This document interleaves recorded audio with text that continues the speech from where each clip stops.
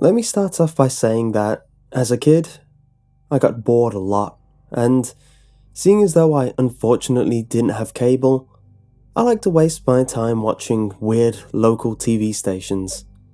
You know, the kind that play bizarre local programs and the occasional crappy made for TV movie, all under a thick layer of static. I'm pretty sure there's hundreds of them floating around. Well, there was one around where I lived, and it was definitely weird. It seemed to play virtually all the time. I imagined the owner of the station as some old, creepy guy in a van, handpicking the stuff that would play in the station. It really was a pathetic excuse for a channel. I wonder to this day what the point of it was. I'm completely sure that no person would have wasted an hour and a half of their damn life watching some lousy 60s buddy cop comedy in between Henry Winkler trying to sell them a reverse mortgage. Well, except for me, of course. Like I said, I really had nothing better to do. The picture and sound quality sucked too. It was like trying to watch TV on an oversized monochrome light bright while listening to one long-sustained, ear-splitting electronic fart. Well, maybe not quite like that, but it was pretty close. Anyway, most of the stuff they played was, as I said, local. Stuff like animated cartoons, short films, and sometimes even music videos. I use the term music and video very loosely. It was usually just some stupid 90s pop punk song playing against the very low quality looping video of clouds or something equally as boring. There was even one time when they broadcasted a depressing looking talent show. There were also other times when an actual Hollywood movie would play. The only ones I remembered were A Few Good Men and some dumb comedy with, I think, Danny DeVito. Another bizarre thing about the station was that half of the commercials were the "call this number if you have been affected by asbestos" type. The other half were usually commercials for terrible, as seen on TV products. I even remember seeing some ads for phone sex lines too. Yet another anomaly about this station was that there were no bumpers before or after the commercial breaks.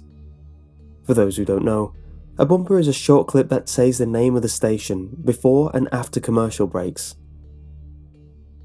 The last thing I will say about the station before moving on is that whenever I tried to check the info using the info button on the remote, it would say, "Info not available." Besides all these odd things, I guess the station was pretty run off the mill as far as weird local stations go, as strange as that might sound.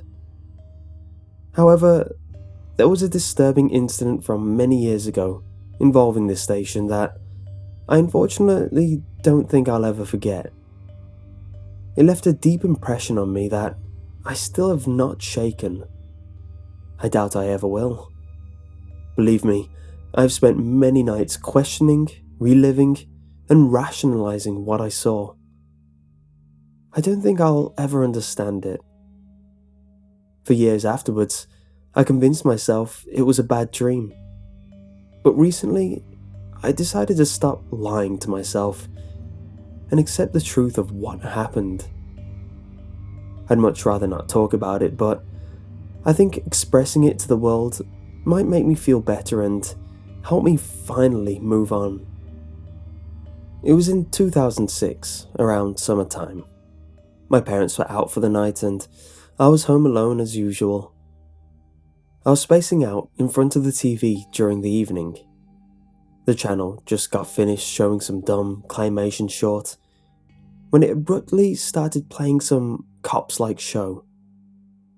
There was no intro. It just immediately started with a camera filming the inside of a police car. The car drove around a small suburban neighborhood at night. I didn't recognize where this show was being filmed. I don't want to give out too much information about myself, but I can assure you that the environment in the video looked nothing like where this station was supposed to be based in. I lived in a large city at the time, and the nearest suburban area was several hours away. Moving on, the camera never showed the cop's face, instead, focusing on the road and surrounding environment. There was no dialogue at all, any time during the program. I can now assume it was unedited since it appeared to be on one long take. At the time, I was pretty fascinated by this show, albeit a bit creeped out. Why would they show some apparently unfinished cop show episode?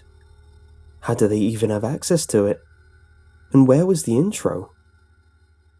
Despite these thoughts, at the time, I was actually pretty happy they were showing something at least halfway interesting. I excitedly sat up and got ready to watch some crackheads get tasered. Unfortunately, there was nothing like that at all. The car drove around aimlessly, the camera zooming in on the occasional bush or house zooming past. I remembered being really confused and, eventually, bored. I even debated changing the channel after a while. The driving went on for probably 5 minutes more before the sirens suddenly came on. There wasn't any call coming in on the cop's radio that I could hear. The cop just sped up and zoomed down the street. Once again, I got excited and prepared for action. I couldn't see any other cars, and not just on the road. At no point did I ever see another car. This didn't strike me as odd at the time, though. Eventually, they arrived at what I assumed was the outskirts of town. There were several dilapidated-looking huts and the occasional abandoned warehouse. The car slowed down a little as they drove around, apparently searching for something. Soon, a very large warehouse came into view.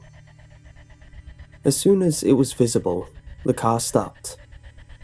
Now, I say stopped. I mean stopped.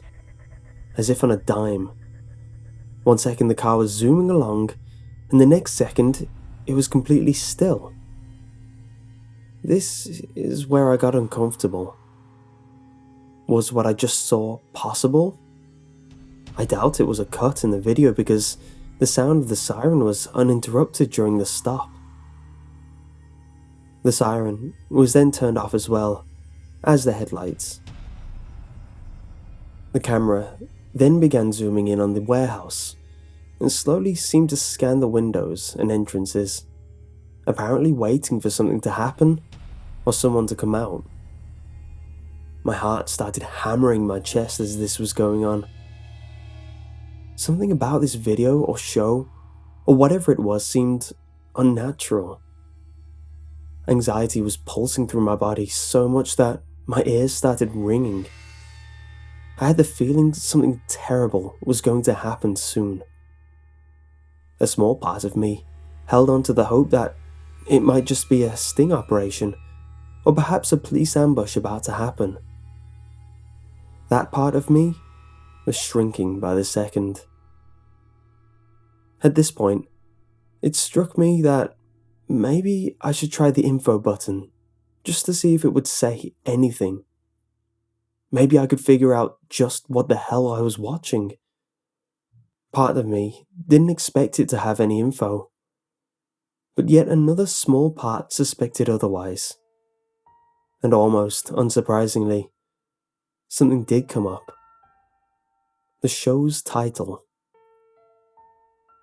Not mad at you, not mad at you, not mad at you, you. All in capitals, no space. Before I could even begin to comprehend this, something on the TV stole my attention. Out of the doorways of the warehouse, a small, red hand emerged, like that of a child. My heart pounded frantically as it seemed to very slowly slither out of the building. The cop in the car did not react at all. The camera was focused completely on the hand. Again, there was a small stillness, as if the camera was suddenly on a tripod. I was fully expecting something to pop its terrible head out of the doorway at any time, and as a result, I covered my eyes with my hands. I sat and waited for about 10 minutes. Nothing ever happened. I started to sweat.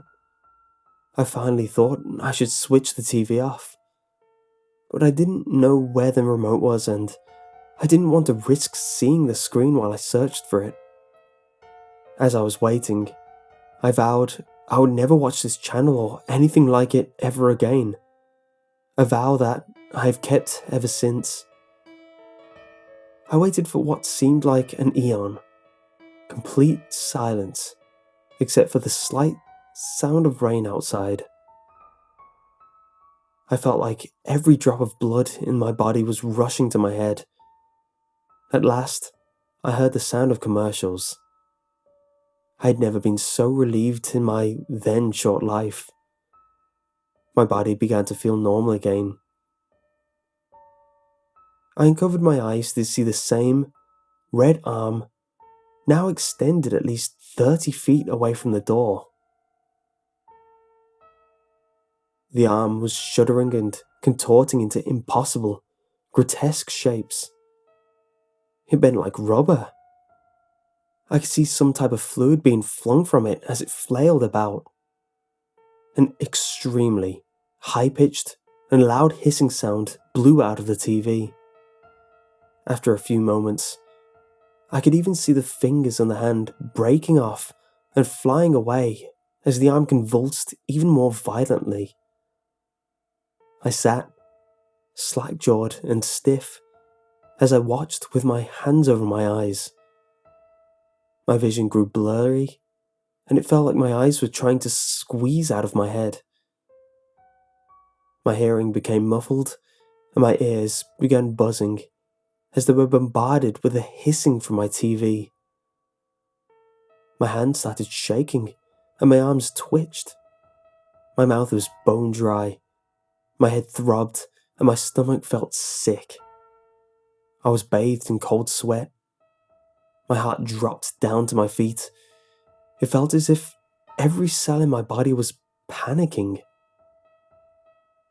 After all the fingers, and eventually the hand, broke off, the arm fell to the ground and began to shrivel up rapidly. It shrank and wilted until it finally crumbled into a small pile of dust near the doorway. I barely had time to blink before I witnessed several more identical arms appear out of the same doorway. But they didn't convulse. Instead, I watched all of them instantly shoot hundreds of feet up into the night sky. The arm's length seemed to be never-ending. The camera zoomed completely out to show that they were still emanating from the doorway as they flew into the sky. The camera showed dozens upon dozens of arms appearing out of every possible opening of the warehouse, doors, windows, and even through holes in the warehouse roof. The arms all met up at one single point high in the sky and started forming a giant mass of wet and writhing red flesh. The last thing I remember was the camera being zoomed all the way out, so the inside of the cop car was visible again. The cop opened the door and slowly stepped outside as the massive arms rapidly grew in size. He walked a few yards in front of the car towards the warehouse. As the cop started to turn around to look at the camera, an arm quickly broke away from the mass, grabbed the cop by the head, and instantly pulled him hundreds of feet away into the sky, into the massive arms. As the cop disappeared into the squirming pile, the camera was slowly and calmly placed onto the floor of the car as it was still filming. The hissing sound ceased, and I could hear my ears ringing again. An unbearable silence occurred for a few seconds before there was some movement by the cop car. The camera fell on its side as the car rumbled violently. The driver's side window was now in frame. It showed that the car was slowly being lifted into the sky by a horde of arms. No cameraman was seen in the passenger seat. My memory fails me after this point. I think I blacked out or something like that. I can only remember waking up a couple of hours later. I was lying face down on the carpet, a few inches from the TV. To this day, I have no idea how I ended up on the floor when I clearly remember being several feet away on my couch before blacking out. Truth be told, I don't think I want to know. The next day, I remember nervously checking the station to see if it would show anything. It didn't. In fact, I couldn't even get it anymore. To this day, I still can't. I guess that's for the best. Anyways, for a while after this whole thing, I gave up on TV completely. In fact, I'm pretty sure the night after the incident, I asked my dad to take my TV out of my room. I took up reading as my new hobby. I even had a fear of TVs for a few weeks after the incident. But eventually I got over it and got a new TV for my room. Suffice to say, I didn't tune into any weird station ever again. I never told anyone what happened. Obviously, I knew they would never believe me. After a while, though, life began to go back to normal. I eventually grew up, moved out, and got my own apartment. I buried the incident in my subconsciousness and eventually forgot about it. Like I said earlier, I made myself believe it was a nightmare. It was a much easier concept to digest. Well, that's my story. There's not really much else to say. I guess I do feel a bit better having talked about it for the first time. If you don't believe me or if you think I'm crazy or something, that's fine. I know what I saw. Just allow me to leave you with a single warning. Do not watch any of those weird local TV stations. I guess every single one isn't bad, but I wouldn't take the chances. Trust me, you do not want to deal with something like whatever it was I saw. But if you do ever let temptation get the best of you, and you do tune into one, I suppose you'll be okay. I'm not mad at you.